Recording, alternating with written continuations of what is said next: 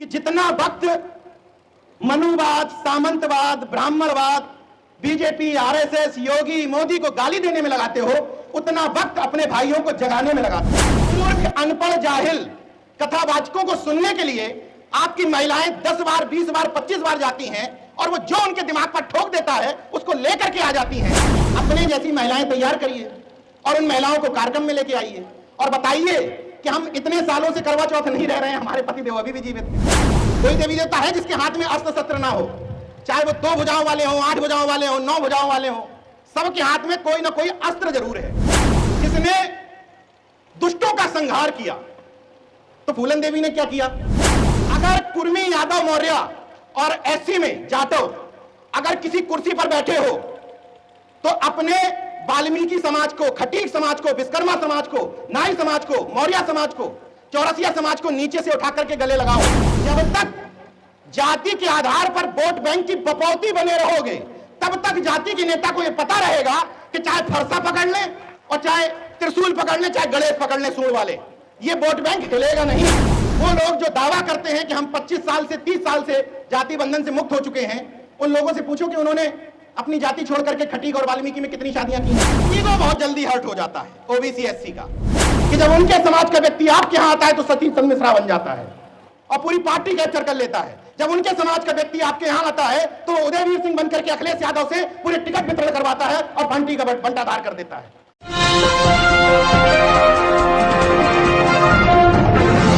अयोध्या जैसी जगह में ऐसे समय में, सोमवार है आज, आपने पिछड़े वर्ग के लोगों को, वंचित वर्ग के लोगों को यहां इकट्ठा कर लिया। दूसरी तरफ लोग ढोने में लगे हैं और सोने में लगे हैं, आप जगाने में लगे हैं। तो आयोजकों की हिम्मत को धन्यवाद और इस बात के लिए धन्यवाद कि आपने जिस बदलाव की बात होती है, देखिए सामाजिक जागरूकता के 2 तरीके हो सकते हैं। एक तरीका तो यह है कि मंच से सीधे सीधे आरएसएस, बीजेपी, मौजूदा सरकार को हर बात के लिए जिम्मेदार ठहरा दिया जाए। तो ऐसे भाषण सुनने में अच्छे लगते हैं, तालियां भी बहुत बजती हैं, क्योंकि आपके मन की वेदना को जब कोई कह देता है और सामने जिसको आप दुश्मन समझ रहे हैं उस पर सवाल उठा देता है तो बहुत अच्छा लगता है, लेकिन उससे बदलाव नहीं आता। तो मैं दूसरे तरफ की बात करता हूं। 2 तरीके हैं, या तो आप बीजेपी, आरएसएस को गाली दे लीजिए मौजूदा वक्त में, और या खुद से सवाल पूछिए कि हम कितने बदले हैं, हम बदलाव के इस दौर में बदलाव के कितने साथ खड़े हैं। हमारे वो तथाकथित नकारे और कायर नेता इस बदलाव के वक्त में हमारे संघर्ष में कितना हमारे साथ खड़े हैं। तो अब आपको तय करना है कि आप क्या सुनना चाहते हैं, बीजेपी, आरएसएस को गाली दूं और या उन बदलावों पे बात करूं जिन बदलावों पर चल करके हम लोग एक समाज तैयार कर सकते हैं। लक्ष्मण जी बड़े भाई हैं मेरे। आयोजकों को 2 महत्वपूर्ण बातों के लिए धन्यवाद है कि आपने मंच पर कोई तस्वीर नहीं लगाई और किसी को पुजवाया नहीं हमारे हाथों, इसके लिए बहुत बहुत धन्यवाद है। आपने ना दीपक जलवाया, ना अगरबत्ती दिखवाई, ना माला चढ़वाई, इसके लिए बहुत बहुत धन्यवाद है। और इसके लिए भी धन्यवाद है कि हम लोगों को भी सामान्य लोगों का भाई बने रहने दिया, माला नहीं लटकाई। अमूमन कार्यक्रम इसी तरीके से होने चाहिए, ना किसी तस्वीरों पर माला चढ़वाओ ना हमारे ऊपर चढ़वाओ, हम अभी जिंदा हैं, मुर्दा नहीं है। इसलिए आयोजकों को इस बात के लिए धन्यवाद है। अब आता हूं मूल मुद्दे पर। चूंकि आज शहादत दिवस है वीरांगना फूलन देवी का, तो सवाल मन में यह भी है कि फूलन देवी वीरांगना क्यों थी। तमाम लोगों के जहन में यह सवाल होगा। मैंने जब जालौन जिले में एक कार्यक्रम आयोजित करवाया था फूलन देवी पर, तो चूंकि फूलन देवी वहीं की रहने वाली थी, तो भी वहां के लोगों ने मेरे ऊपर सवाल उठाया था कि फूलन देवी वीरांगना क्यों।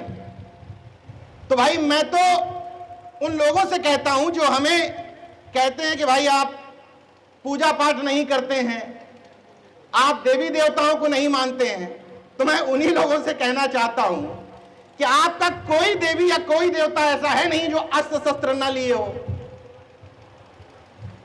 कोई देवी देवता है जिसके हाथ में अस्त्र शस्त्र ना हो, चाहे वो 2 भुजाओं वाले हों, 8 भुजाओं वाले हों, 9 भुजाओं वाले हों, सबके हाथ में कोई ना कोई अस्त्र जरूर है।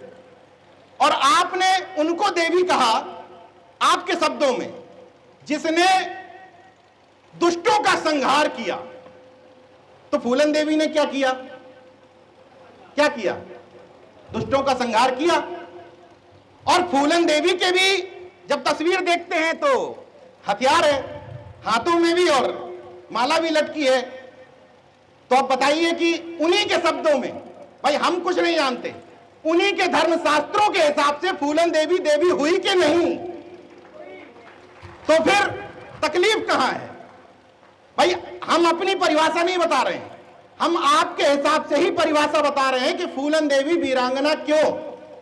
और फूलन देवी जैसी वीरांगना अगर हमारे घरों में पैदा हो जाए तो जो नपुंसक किस्म के बलात्कारी है ना, उनकी हालत खराब हो जाएगी।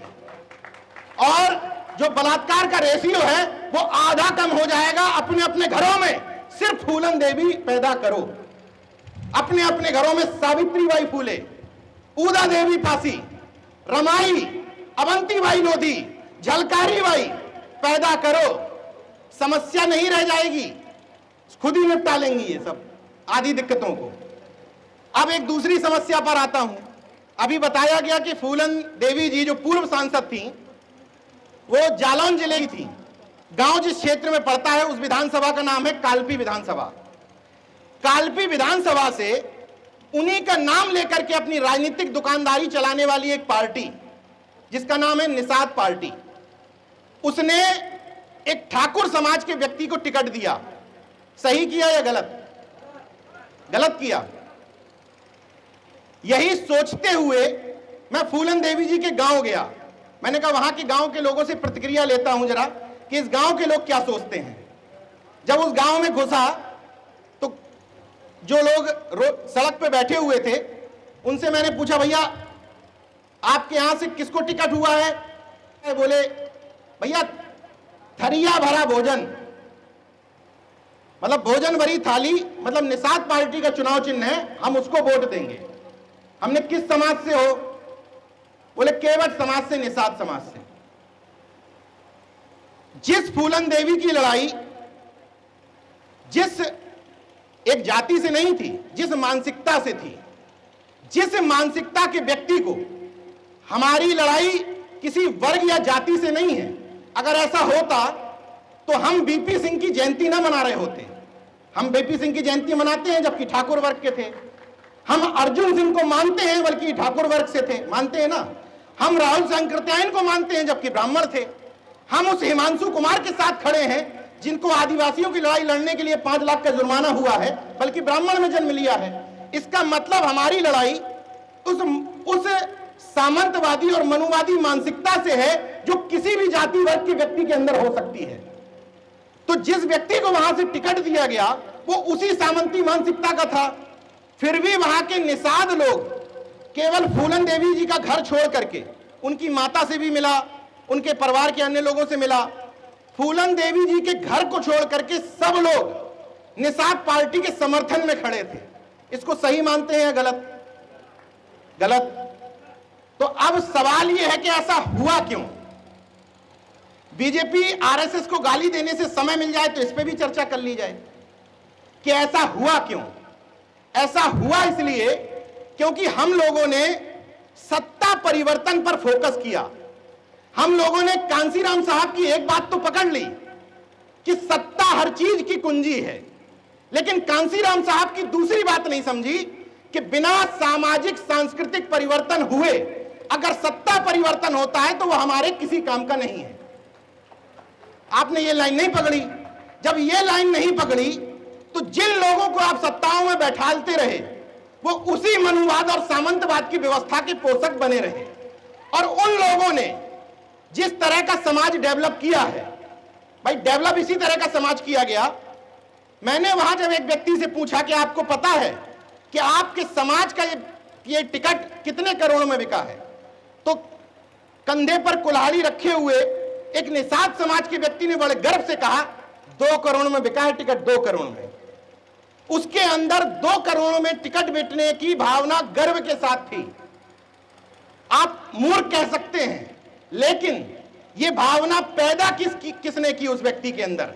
किसने पैदा की कि अपने जाति का नेता जो करे उसको सही मानो? किसने बताया उसको?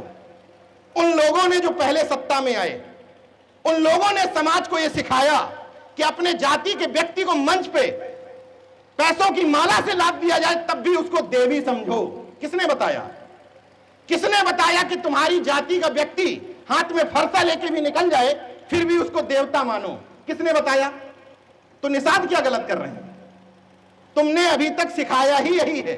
और अभी निषाद छोड़िए, अभी प्रजापति भी यही करेंगे, अभी विश्वकर्मा भी यही करेंगे। क्यों? क्योंकि जो जातियां अपने आप को छत्रत्व के बोध तले दबाए हैं, कुर्मी और अहीर, इन्होंने किया ही यही है। इन्होंने समाज को दिया ही यही है, घनघोर जातिवाद। इन 2 जातियों की सबसे बड़ी जिम्मेदारी है कुर्मी और यादव की। क्यों? कुर्मी, यादव और मौर्य, इन 3 के पास ठीक ठाक दुकानें हैं, ठीक ठाक नेता भी ठीक है, विधायक भी ठीक है, मंत्री भी ठीक है, अधिकारी भी ठीक है। अब अगर किसी नाई समाज के व्यक्ति से मैं कहूं यार जातिवाद ना करो, अब नाई क्या जातिवाद करेगा? कहां से करेगा? ना विधायक है, ना सांसद है, ना मंत्री है, जातिवाद कहां से करेगा? तो जातिवाद पहले अपना छोड़ो। अगर कुर्मी, यादव, मौर्य और एससी में जाटो अगर किसी कुर्सी पर बैठे हो तो अपने वाल्मीकि समाज को, खटीक समाज को, विश्वकर्मा समाज को, नाई समाज को, मौर्य समाज को, चौरसिया समाज को नीचे से उठा करके गले लगाओ, तब तुम दूसरे से कह सकते हो कि अपने जातिवाद से बाहर निकलो। केवल इस मंच से बहुत आसान था, मैं ठाकुर ब्राह्मण को गाली देता, सारे लोग ताली बजाते। उससे होगा क्या? अपने भीतर झांको कि तुम क्या कर रहे हो। फूलन देवी जी का शहादत दिवस मनाया जा रहा है। आयोजक महोदय, आपकी कमेटी में कितने लोग हैं? 20 लोग हैं। 20 लोगों में कितने लोगों की पत्नियां कार्यक्रम में आई हैं? कितने की आई हैं? बीजेपी आरएसएस को गाली दे लो, बीजेपी आरएसएस बुरी है। बीजेपी आरएसएस ने रोका है क्या कि अपनी महिलाओं को कार्यक्रम में ना लेके आओ? किसने रोका है? एक समस्या हर मंच से, एक समस्या, हम तो सुधर गए, हमारी पत्नियां नहीं मान रही, बच्चे नहीं मान रहे। समस्या है तो समाधान खोजने दूसरे के अब्बा आएंगे कि खुद खोजोगे? तो समस्या अगर यह है कि पत्नियां नहीं मान रही तो समाधान यह है कि कार्यक्रम में लेके आओ। जिस तरीके से उन मूर्ख, अनपढ़, जाहिल, पूरा संवैधानिक शब्दों में बोल रहा हूं, मूर्ख, अनपढ़, जाहिल कथावाचकों को सुनने के लिए आपकी महिलाएं 10 बार, 20 बार, 25 बार जाती हैं और वो जो उनके दिमाग पर ठोक देता है उसको लेकर के आ जाती हैं। उसी तरीके से इस तरह से कार्यक्रमों में 5 बार, 10 बार, 15 बार, 20 बार लेकर के आओगे तो यहां से कुछ ना कुछ लेकर के जाएंगी। मगर अफसोस, कार्यक्रम से निकलो, बीजेपी आरएसएस को गाली दो। इन महिलाओं को क्या मतलब है लेटरल एंट्री से? क्या ज्ञान दूं लेटरल एंट्री पर? इन महिलाओं को क्या समझाऊं कि निजीकरण से आपका आरक्षण छीना जा रहा है? आधे से ज्यादा लोग तो नौकरी में होंगे ही नहीं। जिनकी नौकरियों में लेटरल एंट्री और निजीकरण से खतरा है उनको तो पता है कि कौन दुश्मन है। जिसको बताना है कि कौन दुश्मन है उसके मन की बात ही नहीं हो रही है। तो अनुरोध यह है कि कम से कम फूलन देवी जी की शहादत मना रहे थे तो अपने घर की महिलाओं को ले आते, बच्चों को ले आते, तो सॉल्यूशन अपने आप मिल जाता। महिलाएं खुद अगले बार कहने लगती कि यार कार्यक्रम ठीक होता है, चलो अगली बार हम भी चलते हैं। कुछ तो बदलाव होगा। मगर तरीका वही है कि सामने वाले को गाली देनी है, खुद अपने ऊपर नहीं पूछना है कि हम कर क्या रहे हैं। तो मैं फिर से उसी बात पर घूम के आता हूं, फूलन देवी जी के गांव में। उस फूलन देवी जी के गांव में निषादों में अशिक्षा है। एक शिक्षा विभाग के अधिकारी ने मुझसे कहा कि नीरज भाई, आप जिस गांव में गए थे उस गांव में अशिक्षा बहुत है, इसलिए फूलन देवी जी से जुड़े हुए लोगों को यह पता ही नहीं होगा कि शेर सिंह राणा खुलेआम सांड की तरह घूम रहा है। पता ही नहीं होगा। कि फूलन देवी जी का हत्यारा लगातार बेल पर बाहर है और उसको एक जाति के लोग लगातार हिंदू हृदय सम्राट बनाते हुए उसका सम्मान कर रहे हैं, ये पता ही नहीं होगा। तो मेरा अगला सवाल था कि अशिक्षा है किसकी वजह से? अशिक्षा है किसकी वजह से? बीजेपी की वजह से। कितने दिनों से बीजेपी है? मैं सिर्फ इन बातों से यह कहना चाह रहा हूं कि अपने इर्द गिर्द के लोगों से सवाल करो, खुद से सवाल करो कि हम इस बदलाव में कितने वाहक हैं। कि हर मंच पे कहा जाता है पाखंड अंधविश्वास का विरोध करो, लाल धागा काट लो, कावड़ में ना जाओ। तो अंधविश्वास और पाखंड कर कौन रहा है जब सब विरोध में है? तो कोई दूसरे ग्रह से आ रहे हैं क्या करने लोग? अभी इतने ही लोगों से पूछना चाहता हूं कि इतने लोगों में कितने ऐसे घर हैं जिनके घर में कोई भी पाखंडी देवी देवता का चित्र नहीं है? हाथ उठाइए। एक भी नहीं है इतने लोगों के घर में, ना कभी कोई। अच्छा, महिलाओं से पूछना चाहता हूं कितने लोग हैं ऐसे जो करवा चौथ व्रत नहीं रहती हैं? अच्छा, हैं ही कितने? लेकिन फिर भी बहुत लोग हैं। तो आप लोगों से अनुरोध है कि अपने जैसी महिलाएं तैयार करिए और उन महिलाओं को कार्यक्रम में लेके आइए और बताइए कि हम इतने सालों से करवा चौथ नहीं रह रहे हैं, हमारे पति देव अभी भी जीवित हैं, हमारी पत्नी नहीं रहती लेकिन हम तो जीवित हैं। तो इन प्रैक्टिकल को अपने मन में नहीं समेटना है, लेकिन धीरे धीरे इन बातों को चर्चा जरूर करना है, ये आपकी जिम्मेदारी बनती है। दूसरा सबसे महत्वपूर्ण सवाल है, इस मंच पर एक बदलाव हुआ है और उस बदलाव को अगर आप समझ पा रहे हैं तो ये समझिए कि जयंती है फूलन देवी की, लेकिन मुख्य अतिथि हैं लक्ष्मण यादव, दूसरे अतिथि हैं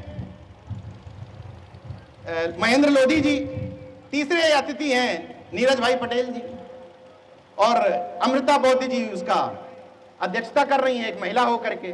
तो कुछ बदलाव समझ में आ रहा है। जब ये समस्या है कि बहुजन एकता आएगी कैसे? बड़ा दिल दिखाना होगा, बड़ा दिल। केवल अपनी अपनी जाति के महापुरुषों को पूजने से बहुजन यूनिटी नहीं बनेगी, बड़ा दिल दिखाना होगा, एक स्टेप आगे बढ़ना पड़ेगा। और सुनील निषाद जी, गुरु निषाद जी ने जो आज किया, जिस जाति का महापुरुष उस जाति का मुख्य अतिथि और अध्यक्षता कतई नहीं होनी चाहिए, ये हर कार्यक्रमों में शुरू करिए, बदलाव के वाहक खुद से बनिए। अच्छा, एक और सिस्टम तैयार हुआ कि जिस भी वर्ग में जागरूक लोग पैदा हो गए, जैसे यादव बहुत जागरूक हो गए, कुर्मी बहुत जागरूक हो गए, निषाद जागरूक हो गए, जाटव जागरूक हो गए, तो अभी जागरूकता के लेवल में एक अंतर है। जैसे यादव जागरूक हुए या कुर्मी जागरूक हुए, तो जो जागरूक हैं, मैं उनकी बात नहीं कर रहा जो गांव में रह रहे हैं, मैं पहले जागरूकों पे आ रहा हूं, क्योंकि यहां जागरूकों को ही ज्ञान पहले दिया जाए। हैरत होती है मुझे इस बात पे, भैया हम सामाजिक न्याय वाले हैं, हम पाखंड, अंधविश्वास, दकियानूसी ख्यालात, इन सब के विरोध में हैं। मगर जो लोग इस सिस्टम के विरोध में खड़े हैं वो भी मसीहा अपनी जाति में ही तलाश रहे हैं। इस बात को समझिएगा। जो लोग इस सरकार के नीतियों को देखते हुए उनके सिस्टम को समझ रहे हैं, वो भी ये तलाश रहे हैं कि हमारे समाज का कोई व्यक्ति बोले तब हम तारीफ करेंगे। भाई चंद्रशेखर की तारीफ क्यों नहीं हो सकती? ओम प्रकाश राजभर कुछ अच्छा बोले, उनकी तारीफ क्यों नहीं हो सकती? मौर्य समाज के लोग अखिलेश यादव के अच्छा करने पर तारीफ क्यों नहीं कर सकते? कुर्मी समाज के लोग चंद्रशेखर के अच्छा करने पर क्यों नहीं कर सकते? डॉक्टर उदित राज कुछ अच्छा बोले तो वाल्मीकि उस पर क्यों नहीं अच्छा बोल सकते? किसी अन्य समाज के लोग कोई अच्छा काम करे तो उसमें खटीक समाज के लोग क्यों अच्छा नहीं बोल सकते? क्योंकि हमने समाज ऐसा ही तैयार किया है। हमने अभी तक समाज को ऐसे ही तैयार किया है कि या तुम उनके तरफ खड़े हो और जब उनके विरोध में खड़े हो तो तुम ढूंढ रहे हो कि हमारे लिए यादवों का सामाजिक न्याय तब है जब लक्ष्मण यादव कुछ बोल दें, तब वो सामाजिक न्याय की बात है। और कुर्मियों का सामाजिक न्याय तब है जब नीरज पटेल कुछ बोल दें। या हम लोग तो बहुत छोटी चीज है, अखिलेश यादव साल डेढ़ साल में कुछ भी बोल दें, भैया यार बोल दो, वही वीडियो हम लोगों को दिखाएंगे। एक बार बोल दो यार भैया, जातिवार जनगणना पे एक लाइन बोल दो, उसी से दुकानदारी चल जाएगी। अनुप्रिया पटेल जी से संसद में कुछ तो बोल दो, 2 साल में 3 साल में कुछ बोल दो, वही वीडियो दिखा के कहेंगे देखो बीजेपी के साथ इसलिए है। यह सामाजिक न्याय है। इस सामाजिक न्याय को बदलना है। इसलिए बदलना है कि जब तक जाति के आधार पर वोट बैंक की बपौती बने रहोगे, तब तक जाति के नेता को यह पता रहेगा कि चाहे फरसा पकड़ ले और चाहे त्रिशूल पकड़ ले, चाहे गणेश पकड़ ले सूंड वाले, ये वोट बैंक हिलेगा नहीं, क्योंकि ये सामाजिक न्याय हम में ही ढूंढता है। और जब ये क्रॉस कर दो, क्रॉस, कि जो समाज का नेता, समाज का व्यक्ति अच्छा करेगा, हम उसकी तारीफ करेंगे, उसके बारे में फेसबुक पे लिखेंगे, उसको कार्यक्रमों में बुलाएंगे, तो इनकी हालत खराब हो जाएगी, इनकी मजबूरी हो जाएगी काम करना। चंद्रशेखर आजाद ने, ओम प्रकाश राजभर ने, डॉक्टर उदित राज जैसे लोगों ने, दिलीप मंडल जी जैसे लोगों ने खूब काम किया, लेकिन अखिलेश जी को पता है कि तुम बेटा जाओगे कहां। कितनी भी गाली दे लो, कितना भी कह लो कि ये ललई यादव को तो जानते ही नहीं है, ये तो श्री कृष्ण वाले हैं, ये तो परशुराम वाले हैं, कितना भी कह लो, एंड में आओगे यहीं। इस धारणा को बदलना है। केवल मंचों पर सत्ता पक्ष को गाली देने से व्यवस्था परिवर्तन नहीं होगा। हमारी आपकी जिम्मेदारी है कि जो सत्ता है वो है, जो है उसको 5 साल झेलना है, तो उसको झेलते हुए हम समाज तैयार करेंगे। ये हम सबकी जिम्मेदारी है कि हम अच्छे समाज के लिए काम करेंगे ना सब लोग अच्छे समाज के लिए। और जितने लोगों ने यहां हाथ उठाया कि हमारे घरों में कोई भी पाखंड का प्रतीक नहीं है, तो कम से कम हम अपने आस पड़ोस गली मोहल्ले के लोगों को ये समझाएंगे कि हम इस तरीके से पाखंड के प्रतीकों को अपने घर में इस्तेमाल नहीं होने देंगे। एक और निवेदन करना है मुझे कि अभी तक, हाँ, एक और बदलाव हुआ इस मंच पर। अभी तक पिछड़े और दलित वर्ग के लोगों ने, कभी ऐसा हुआ है कोई कार्यक्रम के कभी प्रोफेसर या पत्रकारों को अतिथि या मुख्य अतिथि बनाया जाता हो? कभी हुआ है ऐसा? इक्का दुक्का कार्यक्रम होंगे। अभी तक पिछड़े और दलित नेता को, ना वही कह रहा हूं कि अभी तक खूब ट्राई मारा आपने, नकारे नेताओं को, कायर नेताओं को मंचों पे बैठाला। अभी तक खूब ट्राई कर लिया आपने। अधिकारी, देखिए, जिनको लोग जाति महासभाएं कहते हैं, मुझे हैरत होती है कि जाति की महासभाएं क्यों कही जाती हैं। कुर्मी महासभा, कुशवाहा महासभा, निषाद महासभा, कोई भी जाति की महासभा, जाटव महासभा, क्या कभी किसी सिपाही, अगर अयोध्या जिले में कोई कुर्मी जाति का सिपाही आता है, तो क्या कुर्मी महासभा सिपाही से पूछनी जाती है कि भैया कोई कमरे की जरूरत हो तो हमें बता देना? कभी जाती है पूछने किससे जाते हैं? भैया हमारे जिले में डीएम आ गए हैं, कुर्मी है क्या, इनको बुके दे आए जाकर के। ये कौन सा जातिवाद है? मंत्री हो गए, उनके साथ फोटो खिंचवा लें, हाथों से लड्डू खा लें, ये कौन सा जातिवाद है? जातिवाद करना है तो अपने ही समाज के कमजोर लोगों के घर में बस्ता पहुंचाओ, किताबें पहुंचाओ, फ्री में एडमिशन करवाओ, उन लोगों को स्कूल की राह दिखाओ, जिन लोगों के बच्चे पढ़ नहीं पा रहे हैं उनके लिए फीस की व्यवस्था करवाओ, ये जातिवाद है।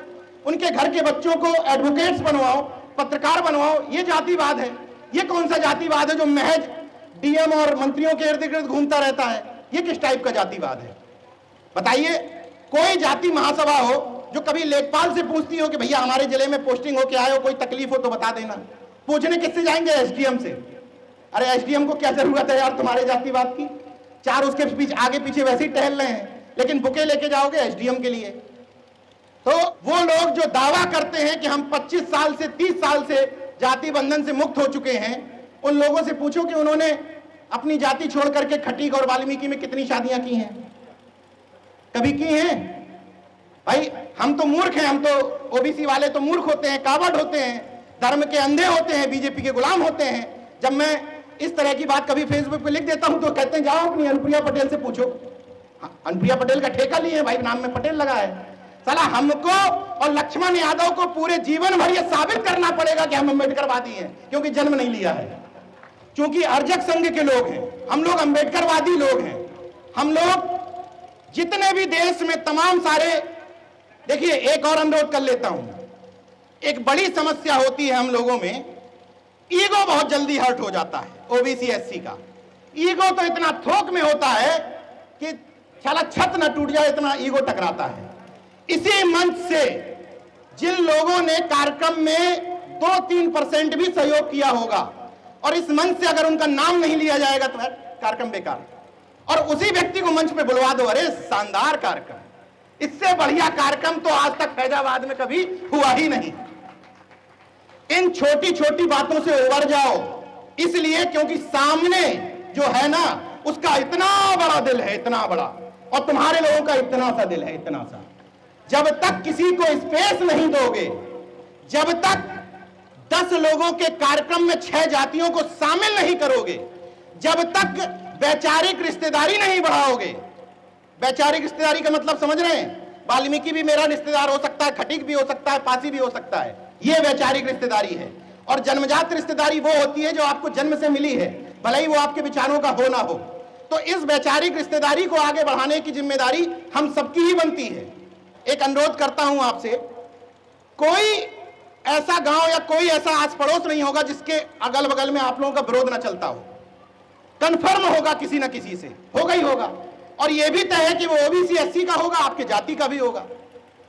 तो अब ये समस्या, नीरज भाई आप ज्ञान तो बहुत देते हैं, आप बताओ हमारे गांव में कुर्मी मौर्या से लड़ रहे, क्या कर लोगे आप? समझाओ अपने कुर्मियों को आके। हम ठेका लिए भाई, पटेल लगा है। हमारे गांव में कुर्मियों ने जाटो लोगों को मार दिया, अब क्या करोगे आप? इसके लिए एक अनुरोध कर लेता हूं कि ठेकेदारी तो किसी के पास नहीं है, ठेकेदारी तो आपको जिनने दे रखी है वो आपके वोटों से मंत्री बने बैठे हैं, पति पत्नी दोनों, और तमाम गुलाम देव टाइप के लोगों को बार बार कई सारे पद दिए जा रहे हैं। 12 साल के लड़कों के चरण भी धो रहे हैं, कुछ लोगों को स्टूल पे बैठा दिया जा रहा है, कुछ लोगों का घर गंगा जल से धुलवाया जा रहा है। ठेकेदारी तो उनको दे रखी है, हम लोगों को क्या दिया है? आज तक यहाँ बैठे लोगों में से बता दो कभी किसी से वोट या नोट मांगा हो? किसी ने दिया है वोट या नोट? तो ठेकेदारी हमारी कैसे हो गई? क्योंकि हम बोलते हैं। तो चलो ठीक है, हमने अपनी ठेकेदारी स्वीकार की। उसके लिए एक अनुरोध है कि गांव, मोहल्ले, पड़ोस और ऑफिस के अंदर सबके आपस में क्लैश होते हैं, सबके। उन झगड़ों को नहीं सुलझाया जा सकता। कोशिश करिए कि मनमुटाव कम हो, मगर जब वही व्यक्ति, ये बीजेपी आरएसएस से सीखा है मैंने, जब वही व्यक्ति आरक्षण के लिए, जातिवार जनगणना के लिए, निजीकरण के खिलाफ में, लेटरल एंट्री के विरोध में जब खड़ा हो तो चुपचाप उसके कार्यक्रम में जाके सपोर्ट कर दो। यह सीखा है मैंने। आपसी झगड़े कितने भी कर लो, जिन लोगों को आप गाली देते हो उनके आपस में कितने भी क्लेश हो, लेकिन जब उनको यह पता होता है कि मोहल्ले में हमें पिछड़े या दलित समाज के किसी व्यक्ति को दबाना है तो एक हो जाते हैं। हो जाते हैं कि नहीं? ऐसा नहीं है कि उनमें आपस में झगड़े नहीं है, उनमें भी हजारों संगठन हैं, मगर जब आपको नुकसान पहुंचाना होता है, अपने सवर्ण आरक्षण को लागू करवाना होता है, तब सब एक हो जाते हैं। वैसे ही आप खूब लड़ लो, पट्टीदारी का झगड़ा कर लो, 2 इंच 1 इंच की जमीन के लिए भी लड़ लो, लेकिन जब मुद्दों की बात हो तब एक हो जाओ, चुपके से समर्थन कर दो। मैं तो यहां तक कहता हूं कि अपने कानों से सुन लो कि फलाना व्यक्ति आपका विरोध कर रहा है, आपके लिए उल्टा सीधा बक रहा है। मैं अपने से बता रहा हूं, कई लोगों को मैं सुन चुका हूं कि यार नीरज भाई बहुत अकड़ में रहते हैं, अपने घमंड में रहते हैं, फिर भी अगर वो व्यक्ति जातिवार जनगणना पर कार्यक्रम करेगा तो अपना पैसा लगा के जाऊंगा उसके कार्यक्रम में। हमें बीजेपी आरएसएस से कुछ मत सीखो, बड़ा दिल करना सीख लो। कितना भी तुम कह लो कि राष्ट्रपति मुखौटा है, भाई इतना तो कंफर्म है कि जब बीजेपी आरएसएस आपके किसी व्यक्ति को चुनती है तो उसमें कुछ क्वालिफिकेशन फिक्स है। जैसे उसको मूक बधिर होना चाहिए, अपने समाजों की समस्याओं पर मुंह खोलने वाला ना होना चाहिए, अपने भाषणों में बीच बीच में राम को ले आने वाला, महाभारत के पात्रों को ले आने वाला होना चाहिए, अपने भाषणों में बीच बीच में पौराणिक काल्पनिक चीजों का वर्णन करना चाहिए, दकियानुसी होना चाहिए, वैज्ञानिक अवैज्ञानिक सोच रखने वाला होना चाहिए, पाखंड पोंगा पंथ को बढ़ावा देने वाला होना चाहिए। रिसर्च करिएगा, एक भी बात बिना रिसर्च के नहीं बोलता हूं। पूर्व राष्ट्रपति महोदय जब जब राष्ट्रपति भवन से बाहर निकले तब तब कहीं ना कहीं माथा टेकने और अपनी बेइज्जती करवाने जरूर गए। रिसर्च कर लीजिएगा इस बात को। जब जब उनको राष्ट्रपति भवन से निकाला गया तब तब कहा गया कि अपने समाज को गुलाम बनाने के लिए माथा टेकने जाओ। मौजूदा राष्ट्रपति महोदय को हमें गर्व है कि हमारे समाज की कोई महिला राष्ट्रपति बनी है, हमें भी गर्व है, लेकिन हमें शर्म है कि उस महिला के राष्ट्रपति बनने के बाद इन अनपढ़ जाहिरों की यह हिम्मत हो गई कि उसको शुद्धिकरण करे। मुझे शर्म है इस बात पे। जितना गर्व है उससे ज्यादा कहीं शर्म है कि उस महिला की डिग्निटी, उस महिला की काबिलियत यह है कि राष्ट्रपति उम्मीदवार घोषित करने के बाद वो नंदी के कान में मनोकामना मांगने जाए। मुझे शर्म है, मुझे शर्म है इस बात पर कि वो झाड़ू लगाने जाए राष्ट्रपति का उम्मीदवार बनने के बाद। क्योंकि अंतर समझिए, बहुत सारे लोग मुझसे सवाल करते हैं, उसका जवाब दे देता हूं। बहुत सारे लोग कहते हैं कि बीजेपी में भी तो हमारे समाज के नेता हैं, उनका समाज विरोध क्यों नहीं करता है राष्ट्रपति आदिवासी बना दिया, उनका समाज विरोध क्यों नहीं करता है प्रधानमंत्री ओबीसी बना दिया, उनका समाज विरोध क्यों नहीं करता है कैबिनेट मंत्री इतने बना दिए। इसलिए विरोध नहीं करता है कि जब उनके समाज का व्यक्ति आपके यहां आता है तो सतीश चंद्र मिश्रा बन जाता है, इसलिए नहीं करता है और पूरी पार्टी कैप्चर कर लेता है। जब उनके समाज का व्यक्ति आपके यहां आता है तो उदयवीर सिंह बनकर के अखिलेश यादव से पूरे टिकट वितरण करवाता है और पार्टी का बंटाधार कर देता है। जब उनका व्यक्ति आपके यहां आता है तो हाथों में फरसा पकड़वा देता है और त्रिशूल पकड़वा देता है, और जब आपका व्यक्ति वहां जाता है तो उनकी विचारधारा के चरणों में सर रख करके उस तरफ जाता है। ये अंतर है, इस अंतर को समझिए। अभी बहुत सारे लोगों को सुनना है, ज्ञान गंगा तो ऐसे चलती रहेगी। अनुरोध सिर्फ इतना है कि जितना वक्त मनुवाद, सामंतवाद, ब्राह्मणवाद, बीजेपी, आरएसएस, योगी, मोदी को गाली देने में लगाते हो, उतना वक्त अपने भाइयों को जगाने में लगा दो। जितना वक्त इस बात में लगाते हो कुर्मी, मौर्य, लोधी भाजपाई हो गए नीरज भैया, इनको समझाओ, इनको समझाओ। कुर्मी, मौर्य, लोधी, निषाद भाजपाई होते तो ये कार्यक्रम कौन करवा रहा होता? भाजपाई नहीं है। तुमने बड़ा दिल नहीं दिखाया, तुमने अपने भाई को नीचे से उठा करके गले नहीं लगाया, इसलिए वो उनके बहकावे में चले गए। जिनको तुम मुखौटा कहते हो, तुम्हारी भी तो सरकारें थी, तुम स्टूल वाला एक डिप्टी सीएम ही बना देते। आज जिसको तुम डिप्टी सीएम कह रहे हो कि स्टूल मंत्री है, तुमने स्टूल मंत्री भी तो तैयार नहीं किया। जिस द्रौपदी मुर्मू को आज हम आप बैठ करके यहां कह रहे हैं कि मुखौटा है, तो पहले कांग्रेस की सरकार थी, तुमने क्यों नहीं बना दिया? ये बातें कह दो तो समाजद्रोही हूं, लेकिन मैं समाज को तैयार करने आया हूं, आपके मन की बातें, लोभावनी बातें करने नहीं आया हूं। मैं चाहता हूं कि अंदर से, भीतर से हमारा सब समाज तैयार हो। अर्जक संघ के कुछ लोग बैठे हैं, यहां बैठे हैं, सीबी पटेल जी वगैरह तमाम लोग बैठे हुए हैं, हंस रहे हैं, वो समझ रहे हैं कि आगे क्या बात करूंगा। पूछिए सीबी पटेल जी से। सार्वजनिक मंच पे ये बात नहीं कहनी चाहिए, लेकिन कह रहा हूं। सीबी पटेल जी ने ये बात इसलिए प्रूफ के साथ कह रहा हूं कि मैं जो बोल रहा हूं मैं वैसा ही जीवन जीता हूं। सीबी पटेल जी ने मुझे अर्जक संघ के कार्यक्रम में आयोजित किया, मैं कार्यक्रम में नहीं आया था। आया था लखनऊ के कार्यक्रम में आया था मैं, क्यों नहीं आया था बता दीजिए? मैं बता देता हूं, क्योंकि कार्यक्रम का आयोजन कुर्मी छत्री भवन में था और मैंने इनसे कहा कि मैं छत्री कुर्मी हूं ही नहीं, मैं शूद्र हूं। पूछिए, सामने बैठे हैं। सीबी पटेल जी ने प्रतापगढ़ में कार्यक्रम रखा, लक्ष्मण भैया और मुझे बुलाया। उस कार्यक्रम में तादाद से ज्यादा कुर्मी थे। मैंने पूछिए टोका था कि नहीं टोका था? मैंने कहा नहीं आऊंगा कार्यक्रम में, इसमें कुर्मी ज्यादा है। यह भावना पैदा करनी पड़ेगी। केवल दूसरे के जातिवाद पर सवाल उठाने से काम नहीं बनेगा। छत्रित्व पता क्या होता है? जो अपने ऊपर छत्रित्व लादे रहते हैं, कुर्मी छत्री, अहीर छत्री, मौर्य छत्री और निषाद भी जल पछाड़ छत्री, जल पछाड़ छत्री है भाई। और प्रजापति तो ब्राह्मण है और नाई ब्राह्मण है, शर्मा लिखते हैं। तो इन छत्रित्व धारण किए हुए लोगों से पूछना चाहता हूं कि अगर वर्ण व्यवस्था में ट्रांसफर लेने का सिस्टम है कि ट्रांसफर हम ले लेते हैं, मतलब कुर्मी से हम छत्री में चले जाएंगे, तो जब ट्रांसफर ले ही रहे हो डायरेक्ट ब्राह्मण बन जाओ। अब जो मैं कई मंचों पर कह चुका हूं, छत्रित्व पता क्या होता है? यह बात सही है कि यहां पर बैठी हुई कोई कौम ऐसी नहीं होगी जिस कौम के पूर्वज राजे महाराजा न रहे हों, कोई कौम ऐसी नहीं होगी। कुर्मी का छत्रित्व यह है कि अगर उसके सामने कोई सामंतवादी किसी प्रजापति को गाली दे रहा है तो कुर्मी सामने आकर के कहे, खबरदार जो प्रजापति को गाली दे दी, यह छत्रित्व है। अहीरों का छत्रित्व यह है कि तुम्हारे सामने अगर कोई विश्वकर्मा को मार रहा है, तुम सामने आ जाओ, तो यह छत्रित्व है। यह झूठा छतरी लगा लेने से, छतरी टांग लेने से समाज का मान सम्मान नहीं बढ़ रहा है। तुम ये साबित कर रहे हो समय समय पर कि तुम इंफीरियरिटी कॉम्प्लेक्स में जी रहे हो, तुम्हें अपने समाज पर गर्व ही नहीं है। जाति गर्व का विषय नहीं है, शर्म का विषय है। मगर यह समाज, हमारा पूरा बहुजन समाज, पूरा तार्किक समाज गर्व का विषय है। इन्हीं शब्दों के साथ अपनी बात खत्म करता हूं। महेंद्र भाई और लक्ष्मण जी अभी विस्तार से आपको तमाम सारी चीजें समझाएंगे। अंतिम बातों के साथ अपनी बात खत्म करूंगा कि किसी के कद को बढ़ाना, किसी के कद को घटाना मुझे आता नहीं हूं मोहतरम को मोहतरम कहना। चलो मिलजुल कर इस 85 वर्ग पर जान देते हैं, बहुत आसान ही टेंट हाउसों में बैठकर वंदे मातरम कहना।